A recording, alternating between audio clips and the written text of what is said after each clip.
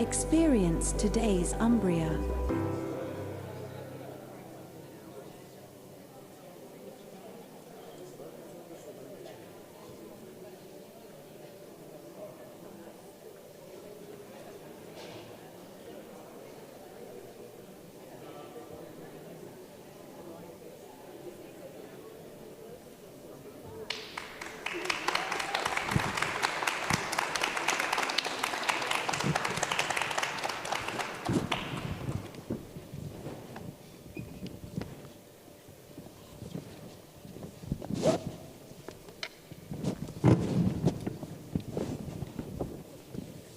Hello and welcome. I'm Rebecca Vincent. I'm the Director of Insights and Innovation for the Thomson Reuters Foundation. We work to advance media freedom, foster more inclusive economies and promote human rights around the world. We have a brilliant discussion here today on lawfare, which is a theme that's persisted throughout the last several years of international journalism festivals. But of course, this landscape is constantly evolving. There's been some interesting discussions the last few days. I've caught Keelan on one with Maria Ressa and Karen Kaiser yesterday. But it's my privilege now to be able to bring this discussion to those of you who made it to the tail end of the festival here and made this trek to this beautiful venue. So we'll leave time for your questions too. Please keep them in mind throughout our discussion. I'd like to introduce the panel now. We've got Keelan Gallagher KC, who is a leading international human rights lawyer. Over the past 25 years, she has acted in many prominent human rights cases in the UK, Europe, and internationally. Her clients include Jimmy Lai, the British publisher imprisoned in Hong Kong, the bereaved family of Daphne Caruana Galizia, the assassinated Maltese journalist, hundreds of BBC News Persian and Iran international journalists targeted extraterritorially by Iran, and of course, Maria Ressa, the Nobel Peace Prize-winning journalist from the Philippines. We also have David McCraw joining us. He serves as the lead newsroom lawyer for the New York Times. He's been at the Times for more than 2 decades and currently holds the position of Senior Vice President and Deputy General Counsel. David serves as a visiting faculty member at Harvard Law School, and he's the author of the book Truth in Our Times: Inside the Fight for Press Freedom in the Age of Alternative Facts. Joining us as well from Turkey is Nevşin Mengu, a prominent journalist whose professional path has included roles at Kanal Türk, Haber Türk, Hürriyet newspaper, and TRT Türk, where she was notably the bureau chief in Tehran. She gained widespread recognition during her time at CNN Turk, where she presented the main daily news. Nevşin has since transitioned from traditional media outlets to other platforms and currently has a very successful YouTube channel where she conducts daily streams covering world affairs and politics. And we also are joined by Charlie Holt, who leads the European work of Global Climate Legal Defense, CLIDEF, an organization set up to support climate activists facing SLAPs, that's strategic lawsuits against public participation, of course, and other legal threats. He previously advised on legal strategy for Greenpeace International, where he led the organization's SLAP resilience strategy, including its response to 2 aggressive, large-scale SLAPs targeting Greenpeace entities in the United States.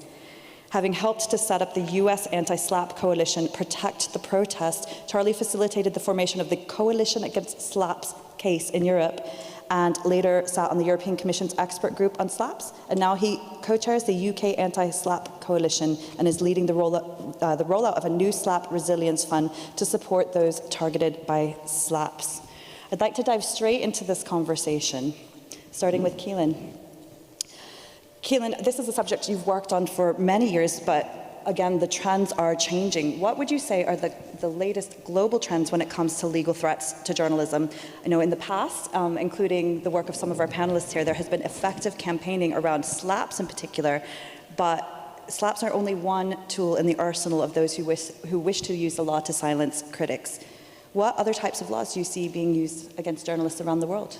Yeah, so I think I'd like to highlight 4 key themes that I'm tending to see at the moment, and I'm seeing these both in my role as an individual lawyer representing individual journalists and media organisations, but also in my work. I'm very privileged to be on the board of the Committee to Protect Journalists. I see Jodie here and chair of our board here in the audience. So I wanted to highlight 4 themes, if I could. The first is what I'd call the discrediting playbook. I think all too often we talk about the authoritarian playbook, but actually what we're now seeing really are trends that are applying in authoritarian states and in democracies. So first one I'd say is the discrediting playbook, which is you undermine the journalist, and therefore you undermine journalism. So just to give some examples, Maria Ressa, who you've mentioned, Nobel Peace Prize winning journalist who is here, many of you will have seen her over the past few days. Instead of just being targeted ostensibly for her journalism, she was also targeted for tax evasion. My client Jose Ruben Zamora in Guatemala was targeted for money laundering. Jimmy Lai in Hong Kong targeted for fraud. Now, it's very deliberate using criticisms of tax evasion, fraud, money laundering against journalists, because what it does is it makes people doubt the journalists, makes people doubt the messenger, and therefore makes people doubt the message. And it's no coincidence that those examples that I've given are also publishers. So they're not just individual journalists. It's a tactic which is used to try to undermine the individual editor, therefore their entity, their newspaper, their media outlet, and therefore undermine the entire ecosystem in the country. So that's the first, the discrediting playbook. Second I'd highlight is what I'd call the ecosystem strangulation playbook. And that is, rather than just targeting the journalist or the media organisation, target their means of support. So 2 very obvious ways that we tend to see that are targeting their lawyers and targeting their money, their financial support. So with lawyers, for example, when Maria gave the Nobel Peace Prize lecture in 2021, after 5 years of Duterte government in the Philippines, one of the most striking statistics right in the first minute of that speech, electrifying speech in Oslo that she gave, was she highlighted a little-known statistic in the Philippines, which was that in 5 years under President Duterte, 22 journalists have been killed. Do you know how many lawyers have been killed? 63. So that gives you a real sense of the fact that actually often you see targeting of journalists often goes hand in hand with targeting of lawyers, because you want to undermine the rule of law system, you want to undermine their support. On finance, we're seeing a whole range of things, including foreign agent laws spreading and foreign investment laws spreading too. So good, strong example of that, I suppose, is what's happening in Georgia, where we see you now have a situation where they had a foreign influence law in 2024, and then since 2025, they now have a very restrictive foreign agent registration law with prison sentences of up to 5 years if you don't comply. So that's an obvious thing. Third is the immigration playbook. And that is the weaponisation of immigration laws. Now, we've seen many examples of that. I'm sure we'll be talking about that later in the panel, including deporting people because of their journalism or their work or their news gathering, including the denial of visas. Now, that's something we've seen for many years. See the complaints in 2022 by the Foreign Correspondents Society in China about weaponisation of visas being something that was happening in China. It's now something we're seeing in the US. Incredibly, and we're seeing it on such a large scale. So the immigration playbook is a real problem. And the last one, this isn't the most catchy phrasing, but it was the best I could come up with. I'd call it the legal pick and mix playbook, which is the idea of just having a very, very wide range of laws which are weaponised against journalists. And if I could, I'll just give a couple of examples. The first one is the use of financial security laws. Bloomberg journalists in Turkey were prosecuted for financial reporting relating to the currency, and the suggestion was they were undermining the financial security of the state. That's something we also saw last year in Lebanon with 2 independent news outlets targeting for their reporting on financial issues, including the appointment of a new governor of the central bank, for example.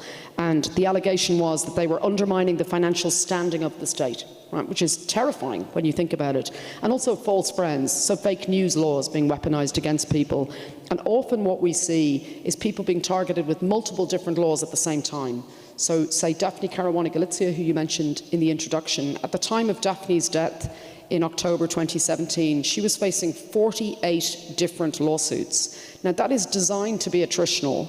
It's designed so that you have a journalist who simply is spending all their time fighting legal battles on multiple fronts and not able to do their job. That's what it's designed to do. Unfortunately, it's spreading as a tactic, and it's often effective.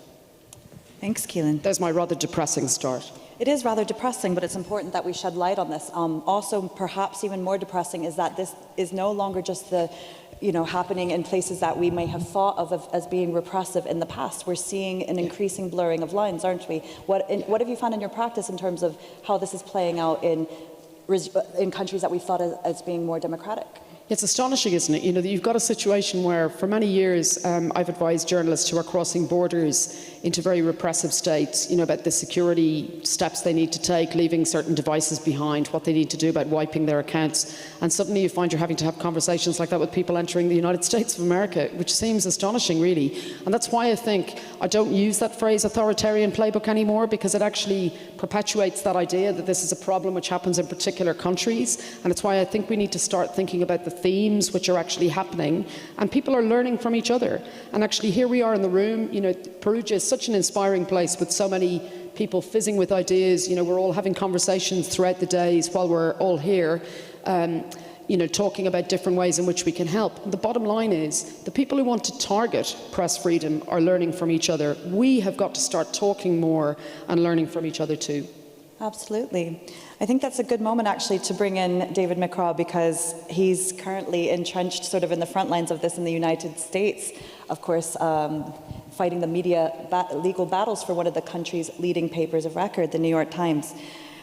David, can you give us a snapshot of what it's like to do your job right now? What are things like day to day for you and your colleagues? Are you finding the climate more hostile now for media? Thank you, and thank you for putting this panel together. A few weeks ago, I was in Judge Paul Friedman's courtroom in the District of Columbia.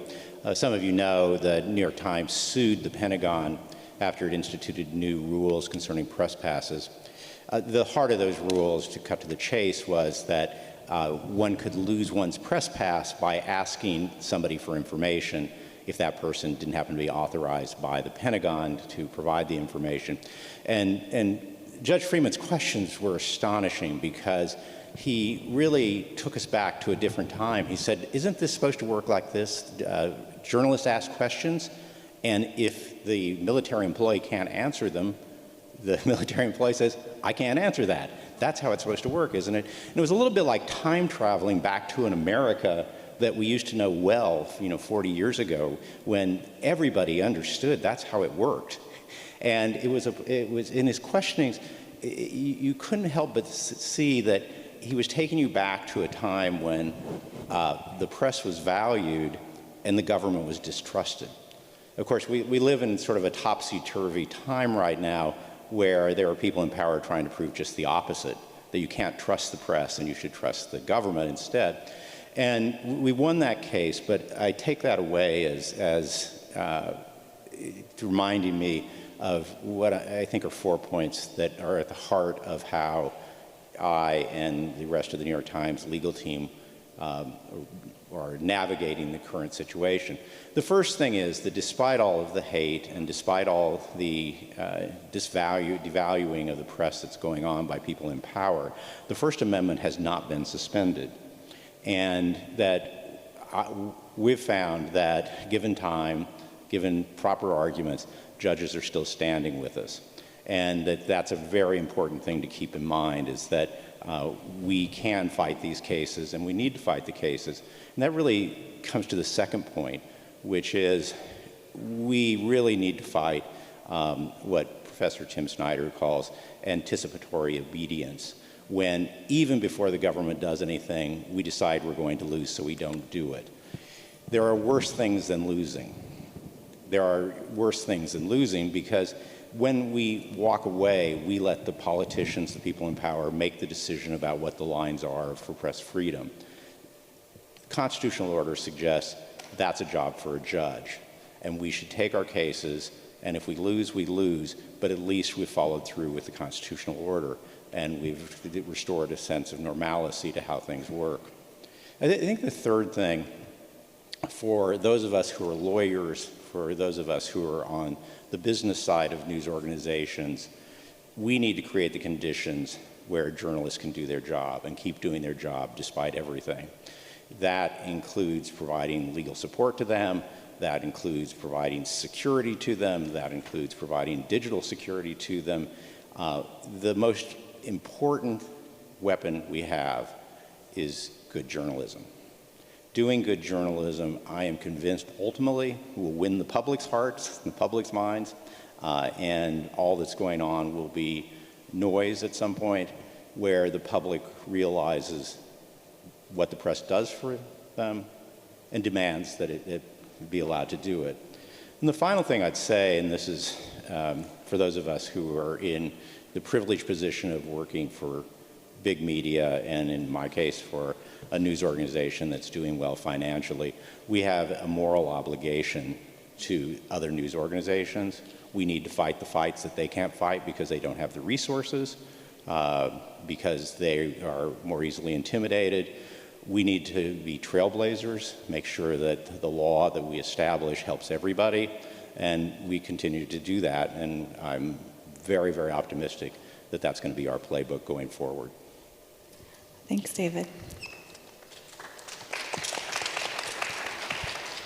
You mentioned that the First Amendment hasn't been suspended, and I know this is something that others in different legal systems around the world often look to the First Amendment as sort of the beacon for press freedom protections, for free speech protections, but is it fit for purpose to weather the current storms? Is it enough to guarantee protections for journalists and media outlets in this climate? And Rebecca, I haven't checked the internet in the last hour, so I say that I don't think, we, as some of you may know, this morning we released a very important story based on leaked memos from the Supreme Court, so maybe I should go check the internet and see if we still have the First Amendment. Here's the thing, the First Amendment is fit for purpose, but I think we need to think about the hearts and minds problem, that it's not going to self-execute, that we need the public to stand with us and to value us and understand the important work we do. When you see the president go on Truth Social and say awful things about news organizations, fake news, enemy of the people and all that, and then a few days later you see that the FBI has raided the home of a Washington Post reporter, those two things are not unrelated. If people in power are able to convince the public that the press doesn't matter and that press freedom doesn't matter, it becomes a whole lot easier for them to do things like raiding reporters' homes. It's what I think of as the hearts and mind problem, and one of the things that we need to do is to continue to really make the case to the public. We do that by doing good journalism, we do that by speaking out, we do that by standing with allies, and I'm really hopeful that at some point we'll be able to find people outside news organizations, outside the media, that will stand with us. It would be such an important symbol to have people in business, people in law firms, people in universities. Everybody's under attack, I get that. But to have them stand up for press freedom when they are not self-interested as members of the media is really an important step. Yeah. I'm going to come to Nevshin in a minute, who of course has a view from a country that's had a different media freedom climate for some time. But David, from your position in the United States, what would you say that it means for the world when we see these sorts of issues now happening every day? Yeah, I mean, as someone once said a long time ago, when America sneezes, the world catches a cold. And I think that cuts both ways, that when we have seen the United States government stand up for press freedom, other countries where leaders don't necessarily think it's important get in line. They know foreign aid is on the line. They know their reputation is on the line. But the opposite is true as well. When the President of the United States talks about the U.S. media as fake news, not surprisingly, you see fake news laws passed all around the world, and the fake news laws are not used to get rid of fake news. They're used to get rid of news that the government doesn't want. And so it's really important to get back to a time when the United States serves as an example, but also does more than that. It pushes people around the world, governments around the world, to not abuse their local reporters. Thanks. Well, Nevshin, these things are pretty shocking to those of us in Europe, but for Turkish journalists, such tactics are just part of a bigger arsenal of tools that have been used against the press. But what is it like for you today in 2026, doing your job in Turkey? What's it like for you and your colleagues? Terrible. I mean, to put it bluntly. No, listen, I mean, now it's been more than 20 years. We have the same government. With the same people in the government, we changed the system to the presidential system. And like 10 years ago, I remember, I mean, we were nagging, like everything is so bad, like there's no law, there's no whatever, there's no press freedom, whatnot, you know. We're tired of nagging, like literally. I'm now 40-something years old. I've been doing journalism, I don't know, more than like 25 years. I worked in newsrooms, now I have my own media. And it's a struggle every day, but I'm tired of nagging. And so we are at this point that we understood. Listen, what's written as the law in some book does not matter. That's the reality of authoritarian systems. And you have to live with that. Because let's face the reality, the things in the politics in Turkey will not change in the near future. So if you're in my line of work, it's a rocky ride. It's very tough, but it's also very exciting. And also there are a lot of opportunities because people are hungry for news and information. So what I could do, maybe I could go to exile somewhere in Europe and try to report from there. But listen, news is something very local. I totally respect people who do that, of course. But then you miss a lot. You miss your sources in the country. You basically miss the atmosphere. It makes a difference once you're there, like once you're on the field. So from my point of view, you got to be realistic. So what do I do? Listen, as a journalist, your case should not go to court. You have to handle that before that. Like if you go to that, that's, you know, like it will not be solved there. It doesn't matter what's written there, basically, as the law. It's not law in Turkey now, it's lawfare for the system. So what you do, how do you survive? Realistically, you understand the system from A to Z. You learn. It's not totalitarian systems when they're in power for so long. It's not black and white. There are different elements within the system. There are, you know, educated people who think a little bit differently, but they want to stay in the loop. So you have to reach to those people. You have to find the gray areas. That's how you can operate. And you have to face this fact that you'll not be able to use the language that you want to use, and you'll not be able to report bluntly what you can report. So what I do, I have a show every day on YouTube, and touch the wood, we have really good viewership. We're one of the biggest digital news channels in Turkey. I openly tell my viewers, everybody knows the conditions in Turkey, and I tell my viewers, I can say only this much. This is what we can report. As much as we can report, these are the facts. That's what we are, very open with our viewers and also to the politicians. So honesty and basically facing the fact that there's a lot of censorship, and this is the reality on the field, is very, very important. Independence is very important. Why am I underlining that, especially in an authoritarian system? Because, as I said, authoritarian system is not, of course, every country is different, but there are a lot of gray areas. Bureaucracies in authoritarian systems are always very strong. And there are always different cliques within the bureaucracy. And they start fighting each other.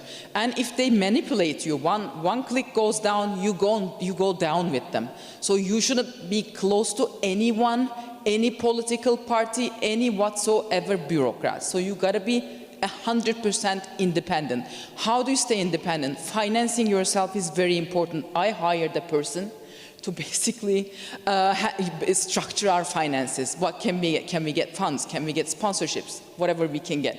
So the more you can get funding from different areas, the more you act like a serious business, the more secure you are, the more immune you are from any kind of interstate manipulation. I mean, of course, there is no booklet or a handbook for probably each case, each country, but I mean, this is more or less my formula to be able to report from Turkey somewhat with some sort of journalistic dignity for more than 20 years, I can say. Thanks, Nevshin. I'm thinking about that parallel between Dave speaking about the importance of fighting the fights when some are choosing to not take those battles forward, and then sort of your comment that in order to avoid jail, that's necessary. In a way, that's self-censorship, right, to be able to keep doing your job. Of course, there are those who persevere. There's a number of Turkish journalists in prison at any given point. I feel that there was a time where there was significant international media coverage of these things happening in your country. Why do you think that coverage has declined? And I'm going to push this because I know we're joined here by a lot of journalists. How can the international journalism community better shed light on and support their Turkish colleagues?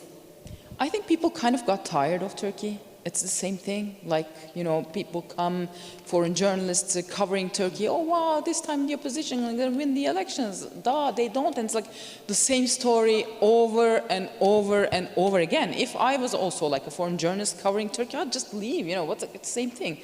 And, you know, once the security concerns took over the Western world, like in Europe with the Ukraine war and everything, everybody is fine with that. Like, they're fine with whoever is leading Turkey. They're like, okay, you know what? They have a big army. They know how to fight, and they, you know, they're a NATO army. So they're like, cool, whatever, man. If they're not a democracy, that's fine. We cannot deal with that now, because every state acts pragmatically. Of course, everybody thinks about their national security firsthand. So I think that's why Turkey became basically boring. Yes. So recently we had another big media journalist like myself. He's older than me, Fatih Altaylı. He was in jail. I mean, basically, it's like conscription. We all go to jail for some time, and then, you know, like that's like everybody does a year, more or less. I'm also sentenced to 1 year in prison. That's in the appeals court. Maybe I go to jail. I don't know. So, anyways, that's a part of reality. So, what we did with Fatih Altaylı when he was in jail, he has a YouTube channel. He's watched by millions. Every day, one journalist would go to his channel and, you know, talk, give an interview about what's happening in Turkey for solidarity. Also, solidarity is very important. Everybody supported Mr. Altaylı, and what he did every day, he would write a letter from the prison about the daily life there. A lot of opposition politicians were meeting him at prison, so he was talking to them, he was interviewing them. He would write a letter from prison, give it to his lawyer, and basically his producer would read the letter and turn it into a video, and people were watching it by millions. Another journalist friend, he's very young, much younger than us, a very good reporter. He was in jail. What he did, he was in a ward, basically. He was staying with other people. Jails in Turkey are literally full. For example, in a ward, you know, built for 40 people, more than 80 people, because like everybody's in jail, basically. So he was basically writing the situation there, but like he's writing so beautifully, you know, not like a news story, but like a novel almost. He was talking to other inmates there, learning about their lives. And his lawyers were basically writing these as tweets, but they are so beautiful. Now they turned into a book, like a really good novel, giving us an insight what's happening in the prison wards, what sort of people there are, how do they cope with the life there and everything. So, you know, that's how it is, more or less. Do you think that there are lessons that can be drawn from this, that you could give advice to others more newly facing these threats? What can we tell about this experience in Turkey and take that as advice for journalists in the United States or Europe or other places where these sorts of things are more newly taking hold? I don't think it's comparable. I mean, I understand Americans, how frustrated they are and everything, but it's like, it's different. There's an institutionalized system. It's trouble. It's gonna pass. Like in a couple of years, it's gonna pass. It's different. In Turkey now, this is the system in Turkey. So, you know, I mean, of course I understand, because they're facing such a thing for the first time, but they can still operate much more freely than in Turkey. So if I were them, I wouldn't really worry that much. It's fine. It's gonna pass. Yeah. I hope you're right. And on that solidarity question, I think that's perfect to bring in Charlie, because that's the focus of so much of your work, is the what do we do about all of this, the activism, the solidarity with different networks. What do you see as the solutions to this, Charlie? How can journalists effectively fight back against these threats, and how can lawyers support them? Thank you, Rebecca. That is a very big question. I think there are lots of answers to them, to it. I will start, though, with the most straightforward, urgent, and thoroughly boring answer, which is that we are here talking about an abuse of the litigation process. And so, first of all, we need procedural protections. And those procedural protections generally come in the form of anti-SLAPP laws when we're talking in the context of SLAPPs that have been discussed in the news at the moment. I will resist the temptation to explore the mechanics of civil procedural reform here this afternoon, partly because I think it's important that we do take a step back and identify the conditions that are fueling the growth of SLAPPs and other forms of lawfare worldwide. As some of these, it's not just a matter of addressing gaps in procedural protection, but also addressing some really deep-rooted cultural and economic problems. So inequality, for example, when you have one party with endlessly deep pockets and you have one party struggling to survive financially, you're inevitably going to have a situation where it's much easier for the first to force the second out of court. So in an age of corporate hegemony and media fragmentation, it's not surprising that we see a growth in SLAPPs. So one pressing issue there is the need for financial support, which I will hopefully come to later on.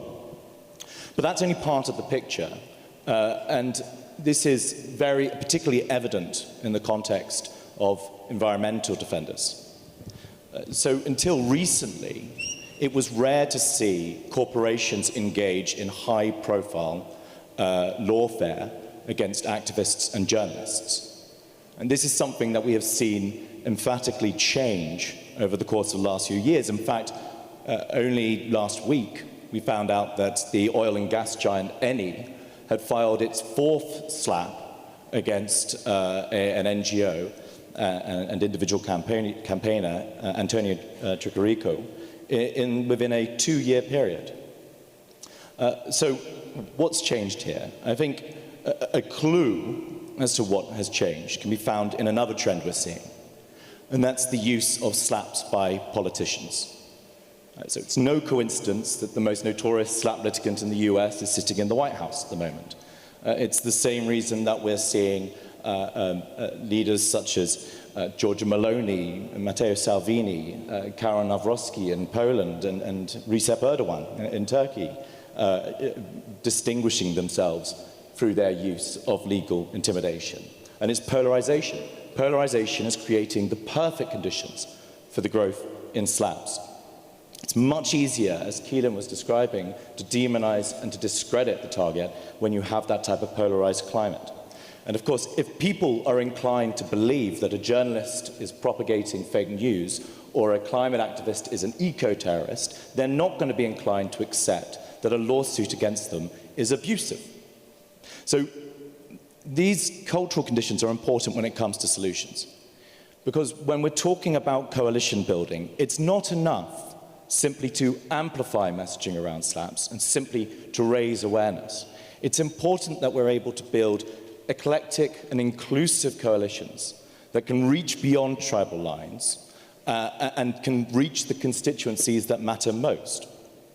I'll say one thing very quickly in addition, and I'll stop, which I think it's really important to state the obvious and to say it's really crucial, and this goes to David's point, that journalists and media organizations don't cave in. It goes to that question of anticipatory disobedience. Partly this is because SLAPPs and other forms of lawfare work to isolate the target, to make them feel that they've done something terribly wrong and they have no choice but to concede, and to, in many cases, intimidate them into not even communicating about the legal threat they've received. If you do communicate about the lawsuit or the legal threat, better still, if you publish the legal threat that you've received, you blow up that strategy. And in fact, David is a great example of that in the New York Times. I remember a few years ago, the letter that David wrote in response to Donald Trump's legal threat went viral in the press. And I remember Mike Masnick in tech, I can't remember the website now, having the counter down to the end of the statute of limitations there. Final thing I'd say is that we are in a moment of opportunity here, as well as growing risk. So in Europe, we saw the passage of an EU directive 2 years ago against slaps, and a recommendation on slaps by the Council of Europe, particularly helpful in identifying certain features of abuse to help judges identify slaps. But the problem is, it's an incomplete instrument filled with ambiguities. And it's crucial, therefore, that we have strong strategic cases reaching court. And that is another reason why it's so important that there is that support available, so that we have that potential to positively develop the law and read that. So that's one reason why, as you said at the beginning, we are currently working on building a fund to support those in those strategic cases. So we've heard about the importance of solidarity. We've heard about the importance of fighting back from within media outlets or as individual journalists or in networks. Of course, policymakers have a role to play here too. And I know we have more journalists here, but Charlie, if there's a message to those who have the power within their systems to make changes, what would it be? Well, how rude can I be here? That's the question. Well, we've got a time limit there. We've got a time limit. Well, I would just say to decision makers to stop being so timid, fundamentally. I think that's a really important point to emphasize here, is that this isn't controversial stuff. Even before the passage of the EU directive, all but one EU jurisdictions prohibited abuse of process in some form or another. Now, much of the concern is around around access to justice. The idea that in preventing the abuse of the right to a fair and public trial will end up impeding the exercise of that right. But again, I think it's important to emphasize that it's a recognized principle in the European Convention on Human Rights and elsewhere that public interest and political speech is indispensable to a healthy democracy and therefore merits that additional layer of protection. So it's, I think, really important to emphasize that this doesn't need to be complicated. In fact, I think this timidity that I'm describing isn't just seen in the failure to legislate. It can be seen in the complex, multi-layered, and self-defeating reform efforts we've seen in places like Malta, the UK, and Ireland. The UK is a really good example of this.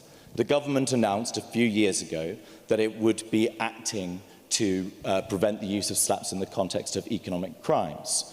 Now, under pressure from claimant lawyers, it then said, oh, well, first of all, you need to identify the case as a slap. Now, identifying a case as a slap isn't a matter of just asking the claimant politely whether they're engaging in abusive proceedings. And so the next thing was the government said, oh, well, there'll be various steps to that process of identifying a case as a slap. And by the end of it, they had a law with 4 different tests that the defendant had to meet in order to be able to activate these new protections. And of course, with every test you introduce, you're introducing new points of argumentation, which means you're escalating costs further. So we need simple laws, bold laws, simple laws, and we need it to be done now. Thank you, Charlie. I'm going to open for a couple of quick questions in a moment, but I just wanted to bring Keelan back in on a point, because I think when we talk about trends, sometimes we forget about the people that are making up these trends. And Keelan, I've always been really struck by your practice, your focus on the individual, the people that you support who have been targeted and their families. How important is that role? Sort of how does this impact individuals? Yeah. And what can we do to support them? Sure. So, I mean, one of the things which I find most inspiring is that many of the clients who I represent who've been through hell, have walked through fire, instead of just going back to their lives kind of quietly when the issue's been resolved or when their legal fight has come to an end, spend their time supporting others. I mean, many of you will have seen here over the last few days Alsu Kurmasheva, detained in Russia. Jason Rezaian, who I do a lot of work with and who's a very dear friend, 10 years ago imprisoned in Iran. Like, Alsu and Jason spend so much of their time now fighting for others who are detained. You know, you meet them and they ask you about Jimmy Lai's case, what's happening with Jimmy Lai, what's happening with my new client Ahmed Shahab Eldin in Kuwait, you know, what's happening on Maria Ressa's case with the legal threats against her, what's happening with Jose Ruben Zamora. And I find it unbelievably inspiring that people who have been through hell in that way are now so focused on helping others. I would say, I think, individual cases, of course it's really important as a lawyer to think about your individual client and meeting their individual needs. And I feel sometimes we lose a little sight of that. I mean, I've lost count of the number of times I've been in a room with Daphne's children, for example, where people will talk in a very dispassionate way about what's happening in Malta, without, or even will talk in quite graphic detail about what happened to Daphne in October 2017, without realising, just at a human level, they've got her son sitting in front of him. And you know, it doesn't even occur to them to express condolences or temper their language or check in advance that they're going to say it. And it ties in with something which was said in a really powerful panel a couple of days ago, actually, related to sexual violence and Epstein, chaired by Annette Young, where one of the victims talked about her number being passed around to journalists. And I think we all just need to remember you're dealing with humans, with people behind these stories, and just remember that. But the other thing which links to something Charlie was saying is, Charlie's just been talking about those anti-SLAPP provisions in the European Union and in the Council of Europe.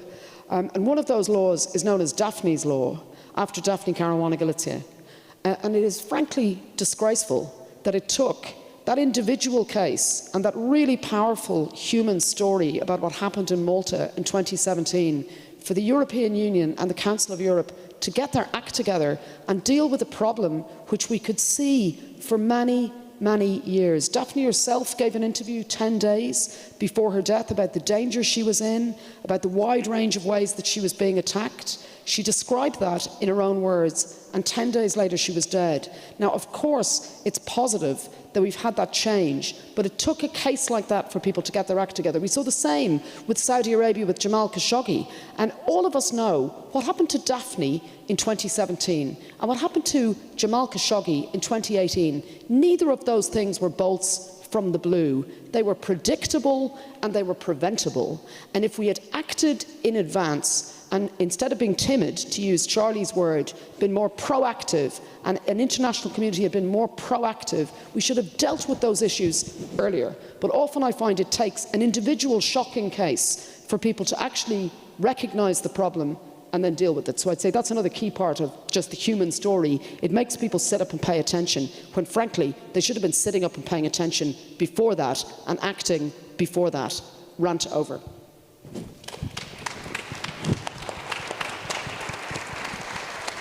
Thank you, Keelan.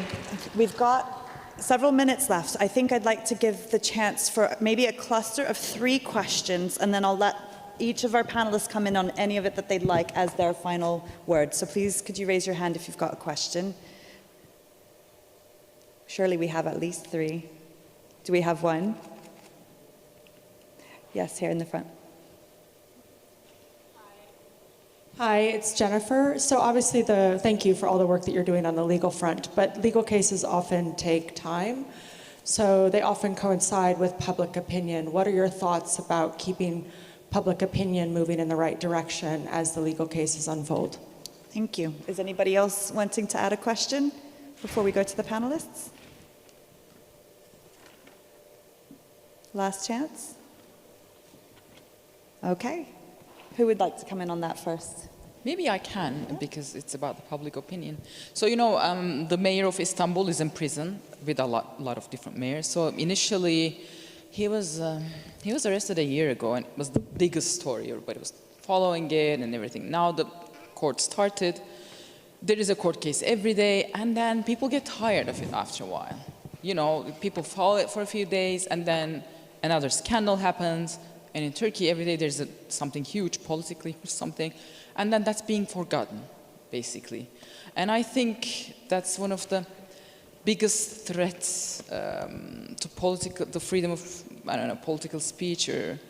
But on the one hand, yes, we want court cases to be fast, right? We want the system to decide really fast, so that, you know. But then, on the other hand, if you want the system to be fast, how just is it going to be? That's a dilemma. But in today's world, it's very, very hard to shape public opinion in a lengthy time. Imagine Ukraine war. In the first days of the war, everybody was invested in the war. Whole world was talking about it. And now, now it's Iran, for example. Everybody forgot about Ukraine. So in today's world, it's really, really hard. I think as journalists, what we can do is work harder to find these flashpoints to remind people about some specific topic. But of course, this needs resources and everything. No, it's tough, but I think it's doable. I think it just depends how invested you're in such a case, I think. Sure. David, what would you say in your journalistic work? I think perhaps it's more about informing the public and then letting them draw the opinions. Do you feel that public opinion is catching up with the facts? One of the things I think that's always been true is that news organizations have been reluctant to talk about these issues because it seems self-serving. Inside baseball and so forth, and we probably need to recalibrate that a little bit. And I think that the traditional advice in litigation is don't say anything; it could come back to hurt you.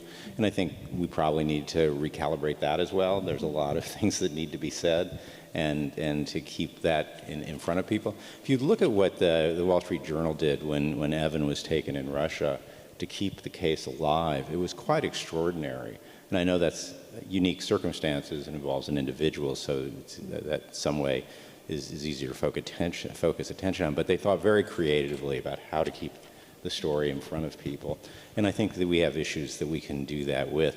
And I think it's not just how long legal cases take. A lot of what's going on is really an attack on norms, where there's a lot of law involved. I mean, this begins at the Pentagon with the Pentagon throwing the New York Times and 5 other news organizations out of their cubicles. There is no constitutional right to a cubicle. You know, it's very hard to think about how you frame that as a right, but it's one of those things that sort of shows the disregard. We happen to be replaced by the New York Post. I actually am a big fan of the New York Post, but they don't have a Pentagon reporter, so it seemed a little odd that they were getting our cubicle. But you know, sort of making sure that people are aware of the outrage of how this isn't normal, so much of what's going on. Not illegal, but it's just outrageous in any kind of country that depends on having an informed public. Keelan. Yeah, sure. Great question, Jennifer. I think I'd say a couple of things.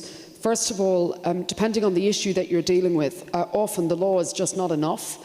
And often many of the countries we're talking about are not rule of law compliant. So it depends on the situation you're dealing with. But you know, where we're dealing with a journalist who's being targeted in a country which is not rule of law compliant under a fake news law, for example, or a national security law, you know, waiting for that process to play its way out is just going to be a trajectory towards the person getting convicted. And actually, look, for 25 years I've done these cases of arbitrary detention with journalists being targeted for doing their jobs. And I can tell you what makes a difference in every single case is what I would call the hassle factor. It's just making it more hassle, more trouble than it's worth for the state that's detaining the person to keep detaining them. And public opinion makes a huge, huge difference. I'll just give you one really stark example. I acted a number of years ago for a rapper in Iran called Tumaj Salehi, who raps about women's rights and human rights. Incredible person, has made me start listening to Iranian rap. My Spotify playlist has become rather different as a result of this case. But Tumaj was sentenced to the death penalty in Iran for his music, for his art. Now, I can tell you many people thought that was a hopeless case. And actually, what ended up shifting the dial on that was not, you know, using law on its own or getting a ruling from an international body that what was happening to him was a violation of international norms, which of course it was. In fact, it was getting a huge groundswell of support internationally to hold Iran to account and actually mobilizing young people within Iran who were horrified at what was happening. And what then ended up happening is you ended up having an Ayatollah statement on Press TV saying that the law in Iran has to respond to public opinion. And in fact, the death penalty got overturned and then we got him out of prison. Now, I can tell you that that happened because of work together of international lawyers, brilliant, brilliant civil society activists, incredibly brave people in Iran and around the world. But it also involved having some rather strange friends. I mean, we had Coldplay, for example, reached out to say they wanted to support the case. It actually mobilised a lot of different people who you wouldn't necessarily have expected to get involved in a case like this. So actually making these coalitions and doing things like that can make a huge, huge difference. For journalists in the room, telling the story is so important and keeping the story alive. You know, it's so depressing to hear what Nevşin said earlier about Turkey just becoming boring and people not telling the story. You often hear people saying that journalists don't want to become the story, but we need to keep shining a light on these situations. And we particularly need to keep shining a light on the pernicious continuing abuses like in Turkey, you know, which don't necessarily feel headline grabbing because it's been happening for such a long time, but it's an ongoing, everyday issue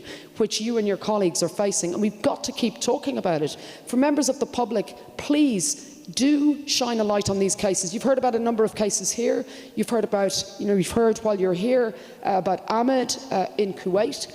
You've heard about Maria Ressa still facing a jail sentence for doing her job. You've heard about Jose Ruben Zamora, Jimmy Lai. Look at those cases, seek them out, shine a light on them, and do all you can to ensure that people who are targeting journalists for doing their job, are targeting the lawyers of journalists for doing their job, have their feet held to the fire and are held to account, because that is how we can, working together, stop them behaving in this outrageous way. They're organised, they work together. It's high time we got organised and worked together too.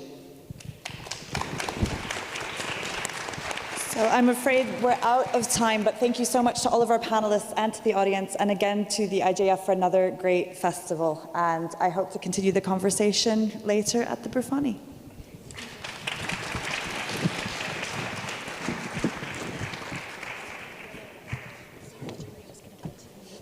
They were like, emotional. No.